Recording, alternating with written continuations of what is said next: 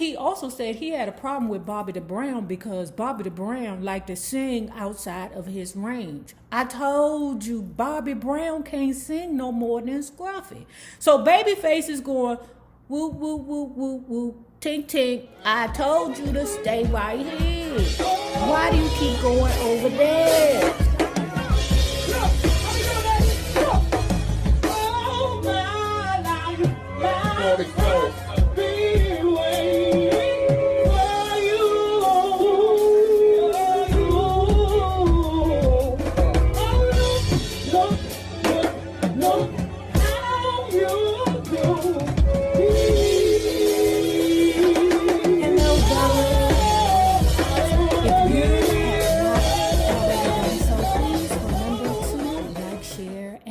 Subscribe because it is so important to my success here on the YouTube. And if you are not already a part of our Bella Book Club, please remember to hit the Patreon link below, and for a small monthly fee of $5, hold on y'all, you can be privy to all the shenanigans before YouTube gets it, if YouTube gets it. Now, let's talk about Bobby the Brown, Every Little Step, Part 8. Bobby the Brown created 40 songs. 9 were released as singles. Bobby the Brown became the first teenager since Stevie Wonder to have charted on Billboard's pop and R&B for #1. Now, that's a bad motherfucker. Now, Bobby the Brown, he may got his issues, but he was a bad motherfucker. And in my mind, Bobby the Brown is still a bad motherfucker despite all his demons. You hear me? You know, I will never take away from that. I don't give a fuck how old Bobby the Brown is. You can never take away his accolades. In 1989, 1990, you know, everything that he did. Okay, you can't take that away. That motherfucker's a performer. Now, he can't sing.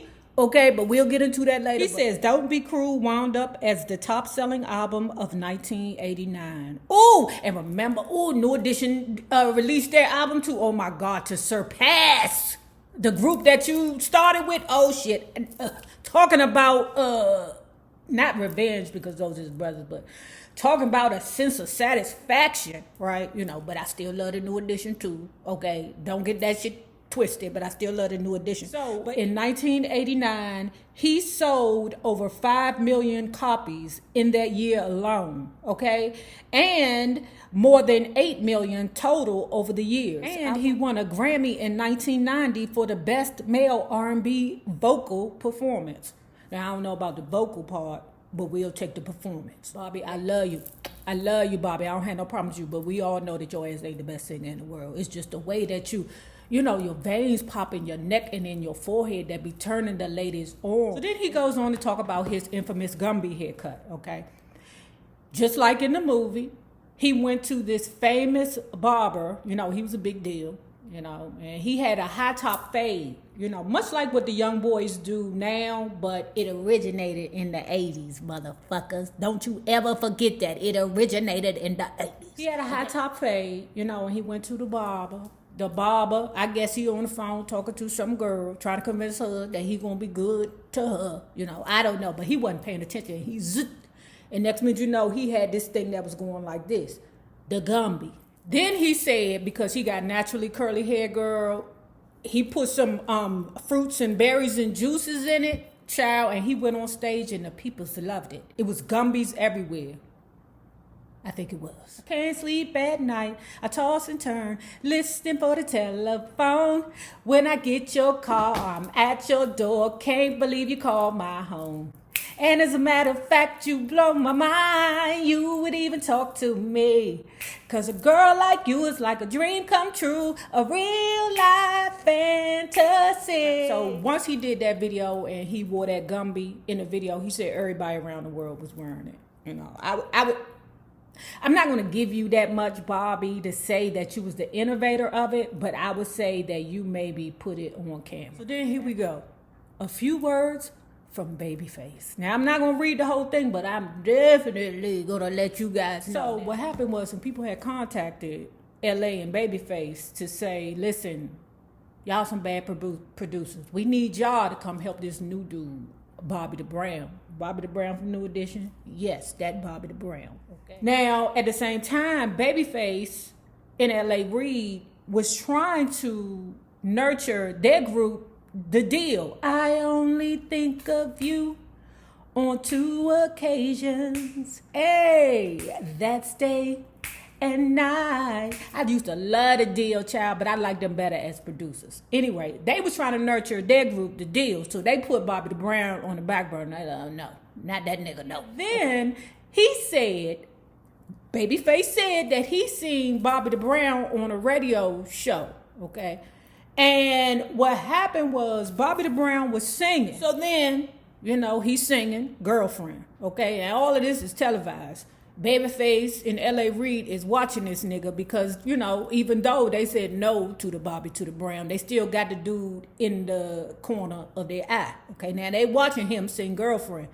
Child, that shit wasn't successful. You know that Bobby Brown's range is not above scruffy. Okay, he can belt the fuck out of old scruffy ass voice. Kind of like James the Brown. James the Brown is not the best singer, but that mug can entertain. Okay, and that's why I call Bobby the Brown, because that means that you's a bad motherfucker. If I put "duh" in your name, that means you's a bad motherfucker. So he's struggling because he can't hit that Girlfriend octave. I don't know how he was able to hit it in the, I don't know, in the sound room. I don't know.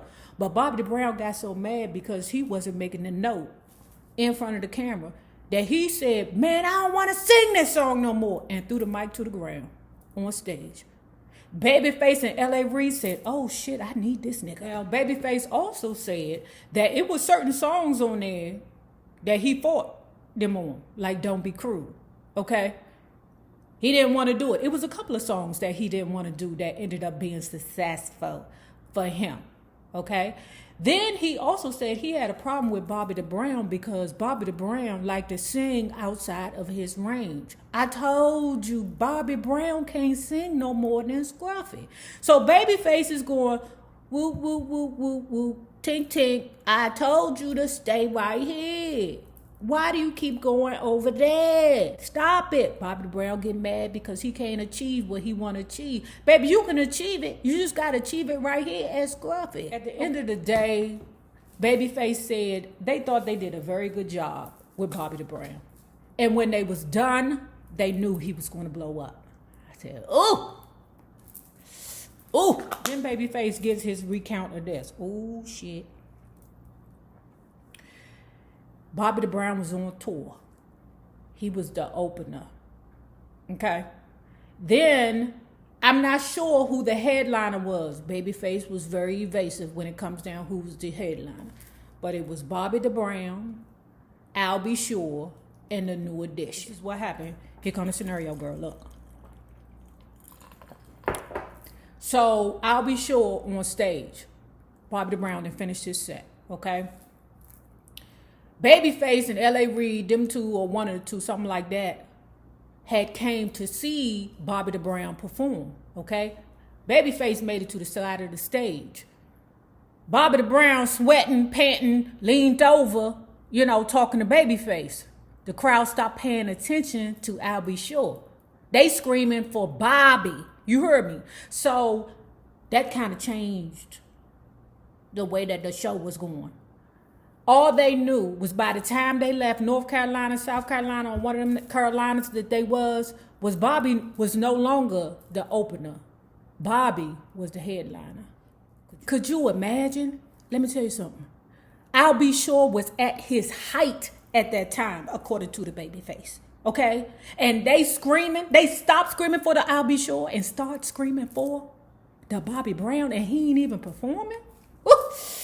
Ooh, I would have been in my feelings, y'all. This is where Babyface gonna talk about his singing. It's not that Bobby has ever been a great singer. Bobby has been a great entertainer. Fact. Okay? Some people were just born to entertain. In my opinion, to this day, there has not been another Bobby Brown. I'm gonna have to think about that. No, it'll never be another Bobby Brown. There are people who can dance, people who can sing, but when you look at Bobby Brown in his prime, the way he worked the stage, his entire persona, it's hard to touch that. The only thing close that I've seen people who have a persona like that, you have to go back to the James Brown and how he commanded the stage. I would 100% agree. And Babyface also agreed that, you know how I told you earlier that Bobby wanted to incorporate Prince, Ricky James, and Michael Jackson in his persona. Babyface felt that he accomplished that. So here we are talking about Bobby the Brown and his sexual prowess at his height of his career.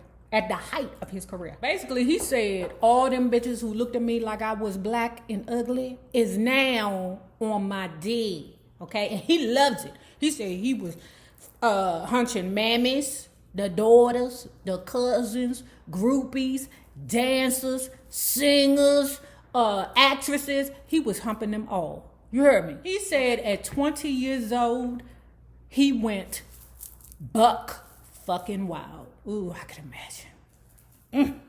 Ooh, yikes. Okay, so this is, okay. You're welcome for me giving you this little piece of juice. You're welcome. Okay. So anyway, right, what happened was he was over in LA, right? And then he was sitting over there, you know, chilling with a dancer who danced for Madonna. Okay? The dancer said, oh, Madonna wants you. Madonna. And right now, Madonna got that song Just Like a Prayer. I love Madonna. I still do. Maybe because she's a Leo. I don't know. But anyway, she's doing Just Like a Prayer, you know, and she seen Bobby the Brown. Wait a minute, dancer. Hold on. You're not going to get a piece of that chocolate before I get a piece of the chocolate. Madonna invited Mr. Bobby the Brown to her room. Now, when he got to her room, not the room, but a studio, right? Bobby the Brown said that Madonna clawed at him like a cougar in heat. You heard me. She went at his ass several times, you know, and they ended up going at each other a couple of times after that. But Bobby the Brown couldn't take her serious because he said the bitch is too freaky. Okay, I'm like, damn, what kind of freaky? Remember when she kissed Drake on the stage and Drake was like, oh shit, my grandmother just kissed me in the mouth. I'm like, I don't know about a woman that could just randomly kiss somebody in the mouth like that on stage. I mean, bitch, he is Drake, but you are definitely Madonna, and there is no way I would have kissed Drake ass in the mouth. I mean, he eat porn pussy. I mean, you're welcome. So then we get a few words from Marvin Marvelous McIntyre. He's one of the people I believe that he grew up with in the hood, okay, that has pleasant words about Bobby the Brown. You know, I felt like sometimes people were saying things about him just to talk about how Bobby the Brown is not the bad guy that you think he is. You know, I don't think he's a bad guy. Bobby the Brown hires Mr. Marvelous McIntyre as his tour manager, you know, because Mr. McIntyre is also good friends with Bobby the Brown's big brother, Tommy Brown. And Mr. McIntyre goes on to talk about, as his tour manager, he has always been proud of Bobby Brown's work ethic. Now we move on to his love life, okay? So he talked about how he met a young lady by the name of Malika Williams. Malika Williams was sister to Mona Williams, who was dating Ralph Tresvant at the time. I'm saying to myself, wait, hold on. Didn't he have a girl back home who was a whole baby mother and everything else? I don't even see Ralph as a cheater. I don't see that. But if I got it wrong, I know you hussies will put it below. But according to this, Bobby the Brown was dating Malika Williams, who was sister to Mona Williams, who was dating Ralph Tresvant at the time. And what would happen is every time they would take trips to the West Coast, they would go together to see the girls. All right? Bobby the Brown said that Malika was a beautiful, sweet girl. Okay? She didn't even have a driver's license. They both were 17, but neither of them had a license. Right? And in fact, that license situation is how they got together. Now, he says that they were staying in the Franklin Plaza Suites in Hollywood, the hotel that New Edition always stayed in. Now, this is back when he is still with the New Edition. Damn, these these boys had girls everywhere, man. These dudes is, yeah. But sisters, Mona had drove the father's big Lincoln to meet the boys at the hotel. Malika and Bobby the Brown decided to go get some food for everybody, okay? So they got into the big Lincoln. Neither one of them got a license. Bobby is the driver. Malika is the passenger, okay? Nobody got a license. Now, Bobby the Brown believed that he got it. No, nigga, you ain't got it. Because that little quick run for food turned into a whole incident. If you have not already done so, please remember to like, share, and subscribe, because it is so important to my success here on the YouTube. Now, remember this. The same people that you meet on the way up will always be the same people that you meet on the way down. Naysayers, my patron loves you, babies. Have a good one. Peace.